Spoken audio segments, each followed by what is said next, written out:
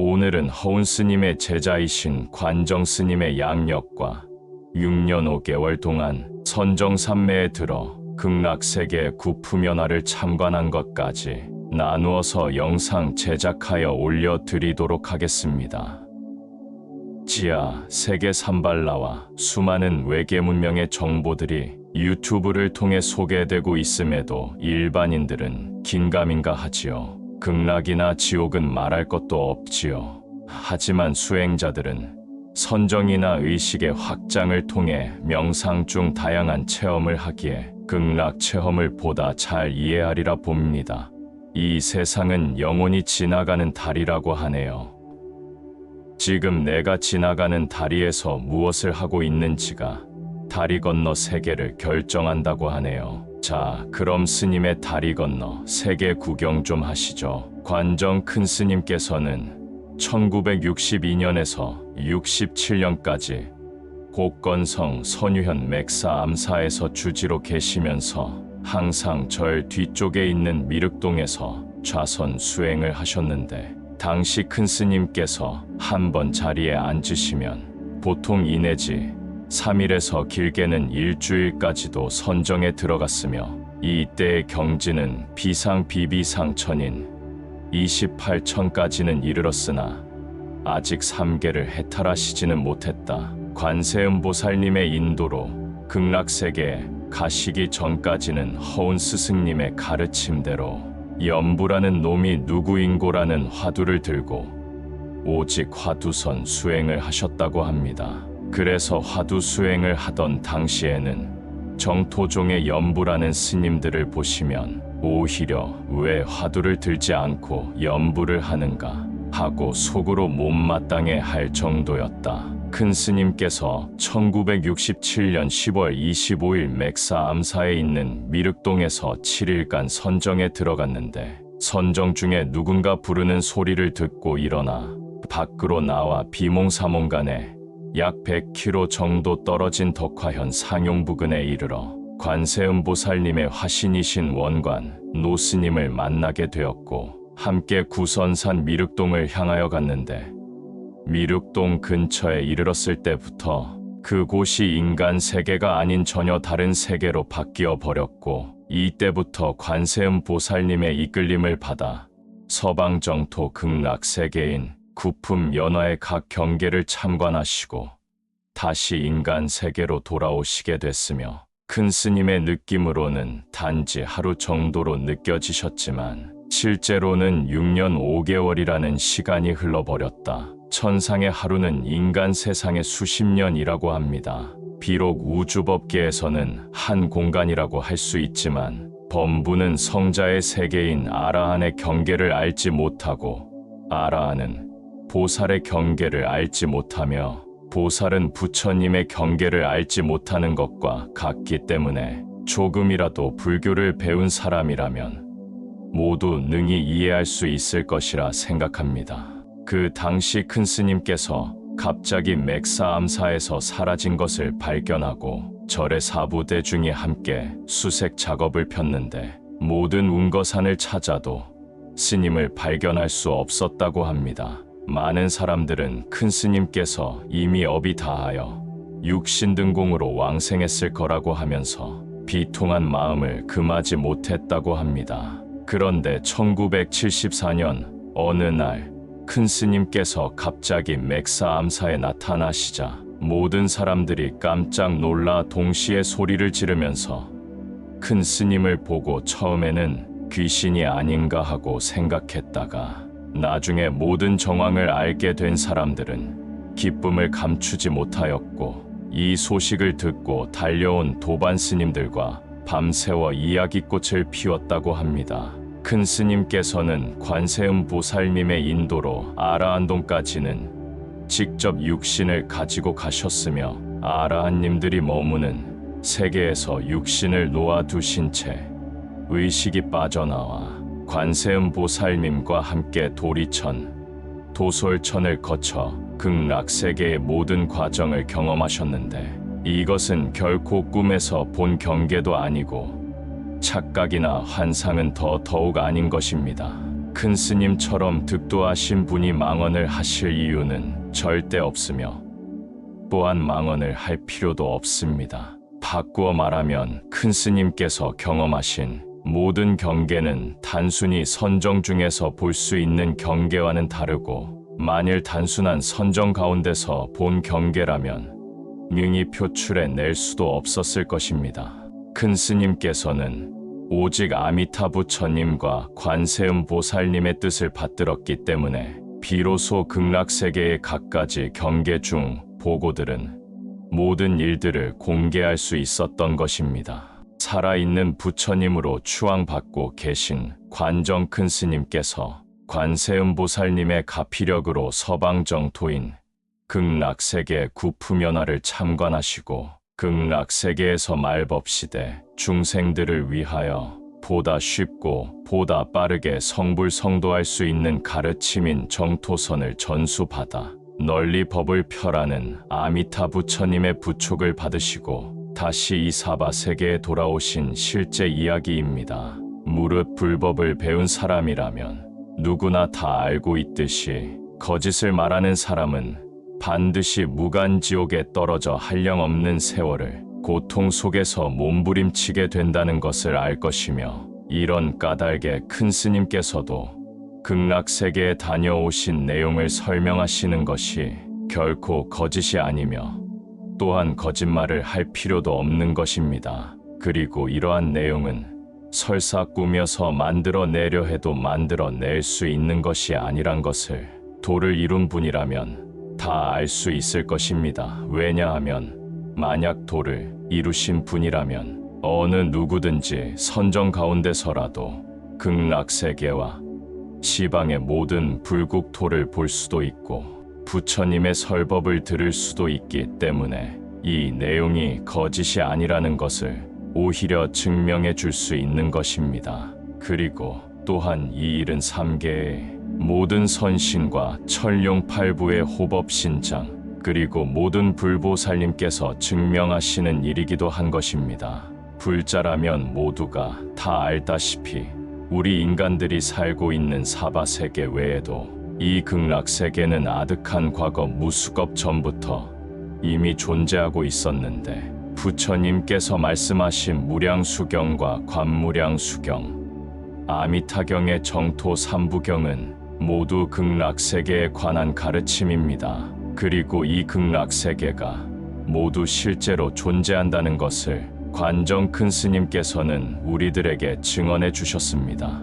관정 큰 스님께서는 우리 말법 시대의 중생들을 위하여 극락세계를 실제로 보시고 경험하신 증인이 되신 것입니다. 과거 역대 여러 선지식들께서도 선정 중에서 극락세계를 보신 분들이 더러 계셨지만 관정 큰 스님처럼 이렇게 상세하게 극락세계의 정경을 말씀해 주시는 분이나 기록으로 남겨놓은 것은 보지 못했습니다. 이제 우리는 관정 큰 스님의 증언으로 인간 세계 이외에도 또 다른 세계인 극락세계라고 하는 불국토가 실존하고 있음을 확인하게 되었으며, 설사 시박을 범한 어리석은 중생이라도 낙심하지 않고 지극한 마음으로 참회하면서 극락왕생의 3대 요소인 아미타 부처님의 무량한 공덕에 대한 지극한 믿음과 극락세계에 태어나고자 하는 간절한 발원, 그리고 모든 선행과 독실한 연불수행을 해나가면 어느 누구든지 극락세계에 태어날 수 있다는 것을 알게 되었으니, 아무쪼록 모든 불자님들은 오타각세에 지은 업이 태산같이 많다 하더라도 결코 낙심하지 마시고 모두가 열심히 연불수행 정진하시고 일심으로 극락세계에 태어나고자 발원하시어 한 분도 빠짐없이 모두 금생의 윤회로부터 벗어나고 극락왕생하시어 무생법인을 이룬 뒤에 한량없는 몸을 나터 무량중생을 제도하여 마침내는 모두가 다 함께 성불할 수 있기를 지극지심으로 발언합니다. 지금부터는 관정스님께서 1987년 4월 싱가포르의 남해 보타산에서 강연한 내용입니다. 여러 큰 스님과 대덕 스님들, 그리고 여러 불자님들 안녕하십니까? 오늘 우리들은 부처님의 인연으로 여기 이곳에 모이게 됐습니다. 이것은 전생이나 혹은 과거생에 맺은 인연입니다. 이 인연으로 오늘 비로소 이 자리에서 여러분과 제가 함께 만날 수 있게 된 것입니다. 오늘 제가 강연하고자 하는 바는 제 자신이 서방 극락세계에 가서 직접 경험한 것과 극락세계에서 보고 들었던 전경을 여러분들께 모두 말씀드리고자 합니다. 1967년 10월 25일의 일이다. 그날 나는 그 당시 주지로 있던 복건성 선유현에 있는 맥사암사의 절 뒤편 미륵동에서 좌선도 중 선정에 들어갔는데 갑자기 누군가 나를 부르는 듯한 소리가 들렸다. 그리고는 동시에 나를 재촉하듯이 앞으로 밀고 나아가는 것 같았는데 이때 나는 술 취한 사람처럼 휘청거리면서 황홀감을 느꼈다. 그리고 까닭을 물을 여유조차 없이 바로 절 밖으로 밀려 나왔는데 그 순간 나는 복건성의 덕화현에 있는 운유라는 곳에 가야만 된다는 것을 느꼈으며 그곳을 향해 가기 시작했다. 걷고 또 걸었지만 가는 동안 조금도 힘들지 않았으며 배도 고프지 않았다. 다만 목이 마를 때는 두 손으로 샘물을 떠 마셨을 뿐 며칠을 걸었는지도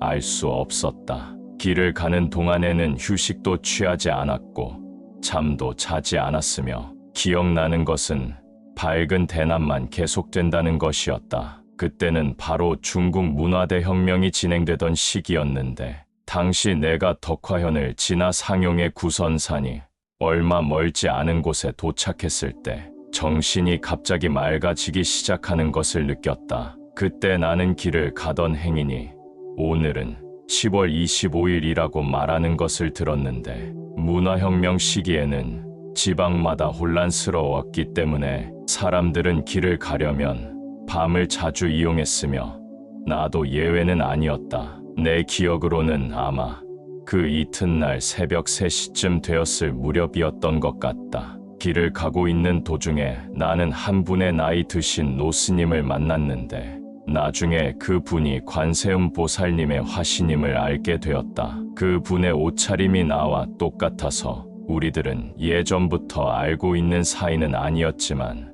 복장이 같은 차림새라 아주 자연스럽게 마치 약속이나 한 것처럼 서로 합장을 하며 예를 갖추었다. 그리고 서로 이름을 물어보며 인사를 나누었는데 노스님께서 내 법호는 원관이요. 오늘 우리는 인연이 있어 서로 만났으므로 함께 이른 아침에 구선산을 유람하는 것이 어떻겠소?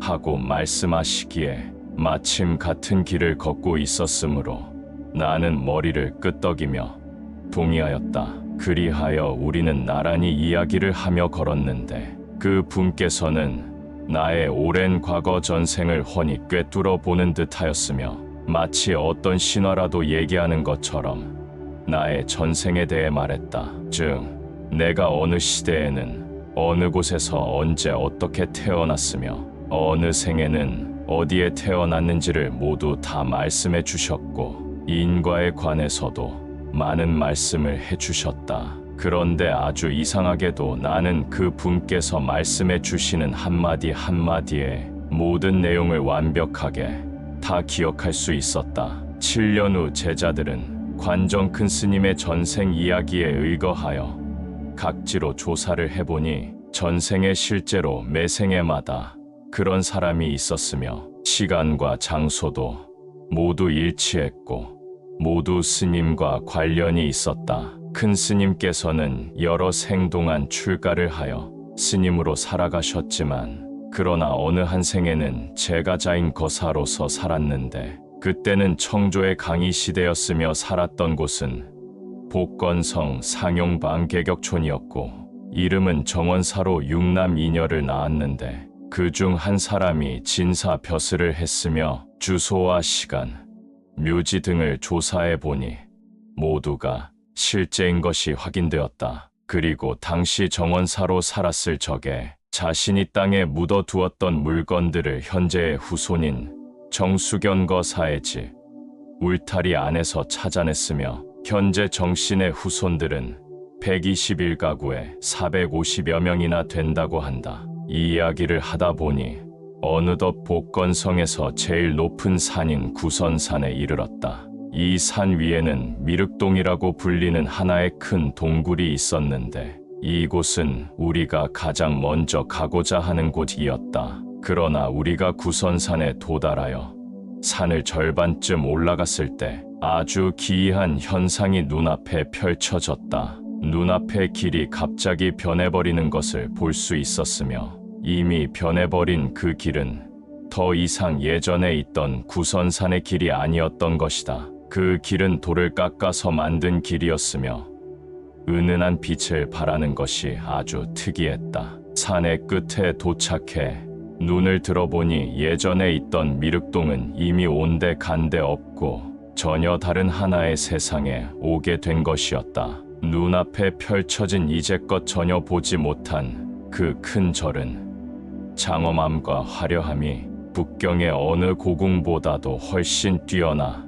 매우 웅장하고 아름다웠으며 큰 절의 양쪽에는 2개의 큰 보탑이 있었다. 우리는 얼마 걷지 않아 산문에 이르렀는데 흰 돌로 축성된 산문도 건축물이 매우 웅장하면서도 아름다움을 겸비했으며 큰 문 위에는 금으로 조각된 큰 현판이 하나 있었는데 내가 전혀 이해할 수 없는 이 이상한 몇 개의 글자가 크게 금색 글씨로 쓰여 있었으며 그 금색 글씨에서는 금빛이 찬란하게 번쩍이고 있었다. 산문 앞에는 4분의 스님이 계셨는데 몸에는 붉은색 장삼을 걸치시고 금으로 된 허리띠를 둘렀으며 상호가 매우 위엄이 넘쳐 흘렀다. 그분들은 우리 2 사람이 도착한 것을 보고는 일제히 우리들을 향하여 정중하게 합장하며 영접했고 우리 역시 합장하며 예를 갖추었다.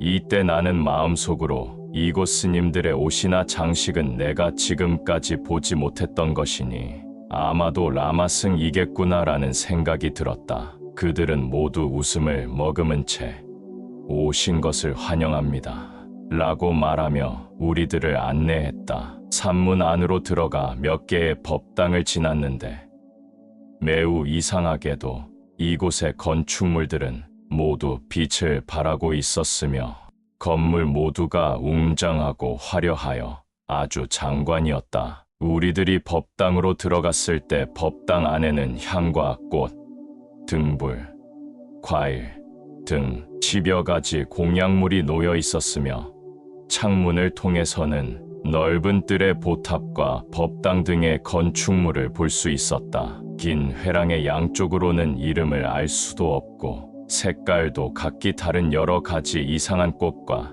나무들이 심어져 있었으며 회랑 주변을 거닐 때 여러 가지 아름답고 기이한 새들이 제잘거리며 노래를 부르고 앵무새는 우리를 향해 인사를 하였으며 피리는 저절로 소리를 냈다. 그리고 원숭이와 개, 고양이 등 작은 동물들이 활발하게 움직이면서 마치 우리들이 온 것을 열렬히 환영하는 듯 마음껏 춤을 추었다. 그러다가 갑자기 모든 움직임들이 마치 약속이나 한 듯 동시에 정지되더니 사람들이 모두 서서 우리를 향해 합장하며 인사를 해와 우리도 합장을 하고서 일일이 답례를 했다. 아이들도 있었는데 어떤 애들은 합장하며 인사를 하였지만 그러나 어떤 아이는 험악한 얼굴 표정을 지으며 손끝으로 내 다리를 찌르고 나를 마치 천덕꾸러기 마냥 놀려대기도 했다.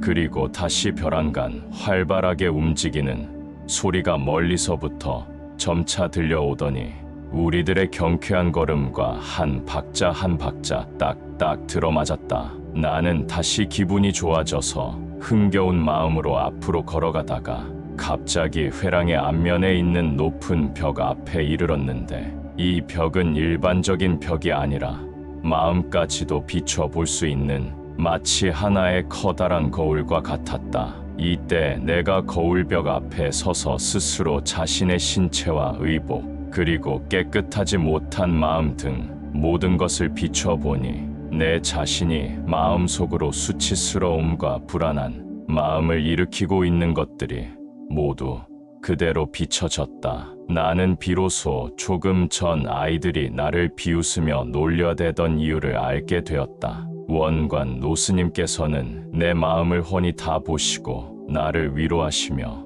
여기에 온 것을 그대는 안심해도 되오라고 말씀하셨다. 나는 비록 묵묵히 고개를 끄덕거리기는 하였지만 그러나 마음속에는 도대체 여기는 어떤 곳이며 이것이 무슨 경계일까 하는 의혹이 여전히 남아 있었다. 얼마 지나지 않아 우리들 일행이 첫 번째 대웅전에 이르렀을 때 대웅전 위에는 금으로 쓴 4개의 글자가 모두 번쩍번쩍 빛을 발하고 있었는데 그 글자는 중국어도 아니고 영어도 아니었다. 나는 도저히 알 수가 없어 궁금함을 참지 못하고 바로 원관 노스님께 이 4개의 글자가 무슨 뜻입니까? 하고 여쭤보니 이것은 중천나한이오라고 대답하셨다. 어쨌든 나한이란 이름을 말씀하셨으므로 나는 이곳은 분명 아라한, 즉 수행을 통하여 모든 번뇌망상을 끊고 삼계를 해탈하여 태어나고 죽는 것을 초월한 성인들이 수행하여 얻은 경계인 모양이구나라고 생각했다. 내가 원관 노스님을 우연히 만났을 때는 새벽 3시였고 중천나한동에 도달한 시각은 아마도 해가 떠오를 시각쯤 되었을 것이라고 생각했지만 오직 법당의 안과 바깥만이 보일 뿐이었다. 그리고 매우 많은 사람들이 드나들고 있었는데 그들의 피부색은 황색, 흰색, 홍색, 검은색 등 각종의 인종들이 모두 있었으며 그 중에서 황인종이 가장 많이 있었고 또한 남녀노소가 모두 있었다. 그리고 그들 모두가 입고 있는 옷은 아주 특이했는데 각종 면직물과 비단 등 여러 가지 특이한 옷감을 사용하여 만든 옷을 입고 있었으며 그 모든 옷에서는 여러 가지 빛을 발하고 있어서 미풍이 불어오면 그들이 입고 있는 옷에서 온갖 찬란한 색깔과 빛들이 어우러져 번쩍거렸다. 여기에 이르러서야 나는 이곳은 정말 신비로운 세계로구나 하고 확실하게 느껴졌다. 그들은 335 짝을 지어서 어떤 사람은 무술을 연마하고 어떤 사람들은 춤을 추거나 음악을 즐기며 어떤 사람은 정신을 집중하여 땅 바닥에다 바둑을 두고 어떤 사람들은 공놀이를 즐기기도 하였으며 어떤 사람들은 조용히 앉아 정신수양 등을 하고 있었는데 그 중에서도 고요히 앉아 참선 수행을 하는 사람들이 가장 많았다. 그들은 모두 즐거운 모습이었으며 우리들이 온 것을 보자 아주 친절하게 머리를 끄덕이며 미소를 보내고 환영의 뜻을 표하였지만 그렇다고 우리들에게 말을 걸어오지는 않았다. 다시 큰 법당 안으로 들어가자 4개의 큰 글자가 보였는데 원관 노스님께서 그것은 대웅보전이라고 알려주셨다. 그리고 2명의 노스님이 우리들을 영접했는데 내가 2분 스님들을 자세히 살펴보니 그 중 한 분은 하얀 수염을 아주 많이 길렀으며 한 분은 수염이 없었다. 그분들은 원관 노스님을 뵙자마자 그 자리에서 바로 오체투지의 큰 예를 갖추었다. 나는 나한들이 원관 노스님께 이처럼 예를 갖추는 것을 보고 필시 원관 노스님께서는 결코 보통 평범한 분은 아닐 것이라고 생각했다. 그들이 우리들을 객청 안으로 안내했을 때 나는 대웅전 쪽으로 가서 내부를 모두 둘러보았는데 대웅전 안에서는 향이 타오르고 있었으며 그 맑은 향내음이 코에 와 닿았다. 그리고 바닥은 모두가 은은한 빛이 나는 흰 돌들로 깔려 있었는데 이상하게도 법당 안에는 한 분의 불상도 모셔져 있지 않았으며 꽃과 향, 과일, 그리고 등불과 10여 가지의 공양물만 아주 많이 차려져 있었다. 공양으로 올린 싱싱한 꽃송이는 크기가 공처럼 컸고 모두가 둥글고 빵빵했으며 여러 가지 모양과 형태로 장식한 등은 아주 많은 빛깔과 여러 무늬가 함께 어우러져 정말 휘황찬란했다. 객청 안으로 들어가니 중천나안의 노스님께서 동자가 갖고 온 2잔의 물잔을 받아 들고서 우리에게 건네주셨는데 잔 속의 물은 흰색이었으며 아주 맑고 달콤했다. 이때 내가 그 물잔을 가지고 온 동자를 보니 머리에 상투 같은 2개의 댕기를 메고 있었으며 몸에는 초록색 옷을 걸치고 허리에는 황금색 허리띠를 두르고 있었는데 동자의 옷 입은 매무새가 아주 보기 좋았다. 내가 물을 반쯤 마셨을 때 원관 노스님도 같이 마셨는데 그 물을 마시고 나니 정신이 아주 맑아졌으며 온 몸의 피곤이 싹 가시며 기운이 돌았다. 잠시 후 원관 노스님과 중천나안 노스님께서 귓속말로 무엇인가 이야기를 하고 난 뒤 중천나안의 노스님은 동자를 부르더니 나에게 가서 목욕을 하라고 했다. 동자를 따라가자 흰색으로 만들어진 하나의 청동 항아리가 있었고 그 항아리에 벌써부터 가득 담아 놓은 맑은 물로 나는 얼굴을 씻고 몸도 씻었다. 그런 뒤 나를 위해 준비해 둔 아주 청결한 회색의 승복으로 갈아입었다. 목욕을 끝내고 나니 한층 더 몸과 마음이 맑아지고 편안해졌으며 이때 내가 오늘 정말로 성스러운 경계에 들어왔구나 하고 생각하니 마음속의 희열은 그 어떤 말로도 표현하기 어려울 지경이었다. 객청으로 다시 돌아와 나는 재빨리 중천나안의 노스님 앞으로 나아가 무릎을 꿇고 삼배를 한 다음 장차 불교가 어떻게 될 것인지 가르침을 주십시오 라고 부탁드렸다. 그러자 한 분의 노스님께서는 아무 말씀도 하시지 않고 붓을 들어 종이 위에 글자를 써내려갔는데 그 글자는 불자심자 교유마주 라는 8글자였다. 그 노스님께서 종이를 건네주어 나는 2 손으로 그것을 받아들고 이 8글자의 뜻을 생각하고 있는데 옆에 계시던 다른 한 분의 노스님께서 이런 나를 위해 설명을 해주셨다. 그대가 이 8글자를 가로 세로, 세로 가로, 좌우, 우자, 상하, 하상으로 끝 글자를 나누어 보면 36가지 문장으로 읽을 수 있는데 이것으로 중국 불교의 금후 100년 동안의 상황을 알 수 있으며 만약 그 36가지 문장을 가지고 다시 해석해 나가면 849가 만들어지는데 이로써 충분히 전 세계의 불교의 장래 발전 상황과 불교의 멸망 등을 알 수 있게 될 것이네 라고 하셨다. 그리고 노스님께서는 849를 푸는 것은 언젠가 시기가 무르익을 때까지 기다려서 비로소 세상에 널리 알려야 한다고 하셨다. 잠시 이야기를 나눈 후 노스님께서는 나에게 방 안에 들어가 쉬라고 하셨다. 동자승의 안내를 받아 방으로 들어갔을 때 방 안에는 침대도 없고 단지 몇 개의 매우 우아하고 큰 의자만 있었다. 의자 위에는 아주 부드러운 자수를 놓은 천이 덮여 있었는데 그 중에 한 의자에 앉아서 좌선을 하고 있으니